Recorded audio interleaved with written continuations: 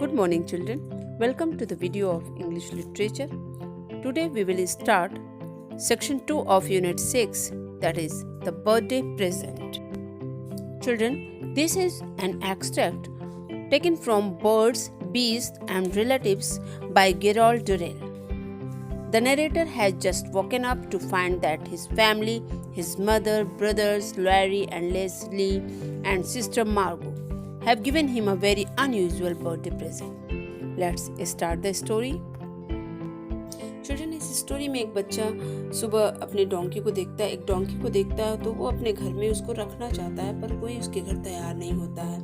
वो बहुत ही परेशान रहता है कि कैसे वो डोंकी को अपने घर पे रख ले, सब लोग तैयार हो जाए, पर उसकी माँ कहती है कि उसके लिए जो घर बना है उसी में उसको रखो।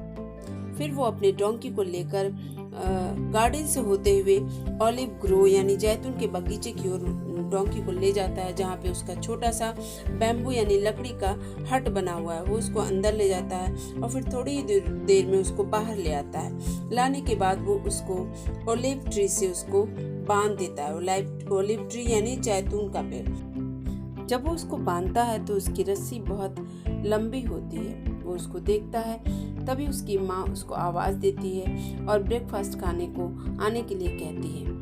वो बच्चा घोड़े को प्यार करता है और फिर ब्रेकफास्ट खाने के लिए चला जाता है। ब्रेकफास्ट के बाद उसका भाई लैरी उससे कहता है कि यदि वो चाहे तो वो उसको राइड करना सिखा देगा, डंकी राइडिंग करना सिखा देगा।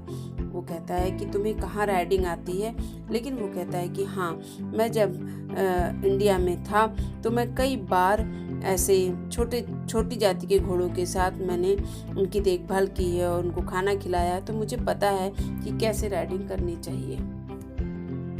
वो एक लंबा सा ब्लैंकेट उसके पीठ पर डाल देते हैं और उसको बांध देते हैं और फिर वो लैरी उसको डोंकी पे चढ़ाने में सक्षम हो जाता है। वो उसको बताता है कि इसको चलाने के लिए तुम्हें दोनों पैर से उसको जब लगाम खींचोगे और उसको दोनों पैर से उसको पुश करोगे, मारोगे, हिट करोगे तो वो आगे बढ़ेगा।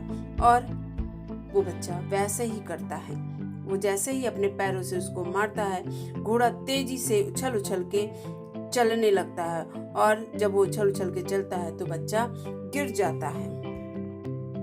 तो लैरी उससे बताता है कि अगली बार उसको चाहिए कि वो अपने हाथ में एक स्टिक रखे ताकि पैरों से वो घोड़े को अच्छे से पकड़ पाए और वो उसको गिरा न पाए। फिर वो उसको एक पतली सी स्टिक देता है और फिर वो डोंकी पे चढ़ जाता है और फिर वो पैरों को बहुत अच्छे तरीके से उस डोंकी को पकड़ लेता है, पैरों से कस के उसको पकड़ता है और स्टिक से उसको आगे बढ़ने का संकेत देता है। हिट करके वो डोंकी वहीं पर उछल उछल कर तेजी से चलने लगता है, आगे बढ़ने लगता है और वो सफल हो जाता है उसको आगे चलाकर ले जाने में।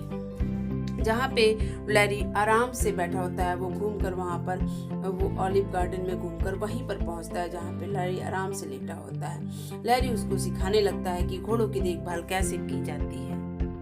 वो उससे बताता है कि हम लोग एक ब्रश ले आएंगे टाउन से, उससे तुम डेली इस डोंकी को साफ करना और बहुत ध्यान रखना कि उसके खुर बिल्कुल साफ हो, क्योंकि उसके खुरों में गंदगी भर जाती है जिससे उनको बीमारी होने का खतरा रहता है। खुरों को कैसे साफ करते हैं उसको दिखाने के लिए वो डोंकी के पिछले पैरों के पास बैठ जाता है और उसको ध्यान नहीं रहता है कि डोंकी अभी छोटा बच्चा है, उसके खुर अभी ज़्यादा स्ट्रांग नहीं है और वो चाकू से उसके खुर को साफ करके दिखाने लगता है। डोंकी उसको देखता है, उसको गुस्सा आता है और वो पैर उठाकर उसको पेट में इतनी तेजी से हिट करता है कि वो पीछे जाके गिर पड़ता है और उसके पेट में बहुत तेज दर्द होने लगता है, उसके मुंह से चीख निकल जाती है।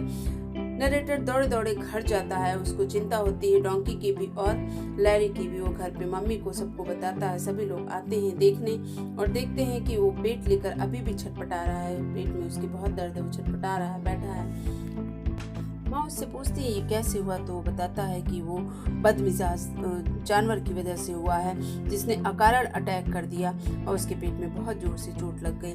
फिर लेस्ली और स्पायरो उसको अपने कंधे का सहारा देकर सहानुभूति दिखाते हुए उसको घर ले आते हैं। सब उसको सहानुभूति दिखा रहे होते हैं, सब उसके आसपास जमा होकर उसके प्रति सहानुभूति दिखा रहे हैं। और नरेटर अपने डोंकी को ढूंढ रहा है क्योंकि उसको उसकी चिंता है।